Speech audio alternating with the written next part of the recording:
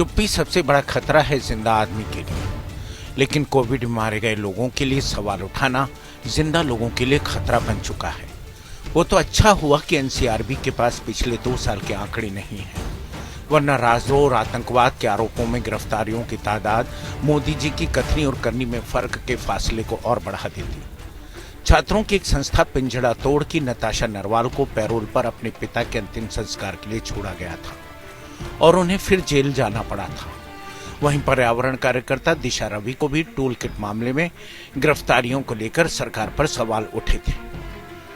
राष्ट्रीय अपराध अनुसंधान ब्यूरो के मोदी जी के पहले के शासनकाल के आंकड़े बताते हैं कि उन 5 साल के दौरान राजद्रोह के कानून का किस कदर इस्तेमाल हुआ। इन मामलों में देश भर में 326 मुकदमे दर्ज किए गए और 559 गिरफ्तारियां हुई, लेकिन अब तक सिर्फ 10 लोग दोषी पाए गए। हाल ही में सुप्रीम कोर्ट को आंध्र प्रदेश पुलिस की ओर से 2 टीवी चैनलों के खिलाफ राजद्रोह के आरोप में कार्रवाई करने पर रोक लगानी पड़ी। मशहूर टीवी पत्रकार विनोद दुआ के खिलाफ हिमाचल प्रदेश में दायर राजद्रोह के मुकदमे को 3 जून को सुप्रीम कोर्ट ने खारिज कर दिया। अदालत ने कहा कि पत्रकार को सुरक्षा पाने का अधिकार है।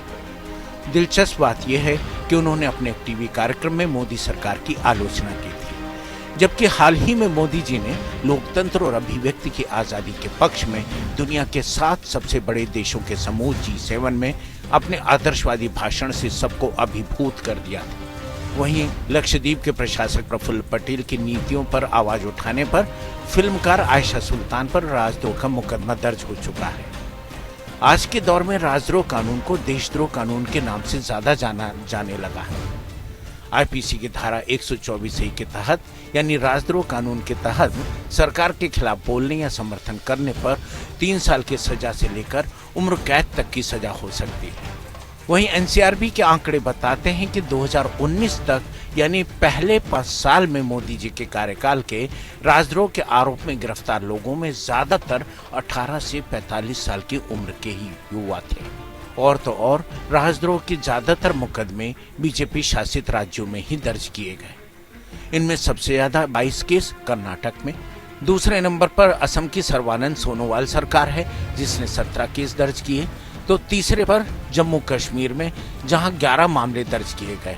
2019 में जम्मू कश्मीर में राष्ट्रपति शासन लगा था और अप्रत्यक्षतः केंद्र सरकार का ही शासन है। सरकार के विरोध पर जेल भेजने का रिवाज कुछ इस कदर चल पड़ा है कि प्रशासन पर भरोसा न होने की बात कहने पर जेल भेजा जाने लगा।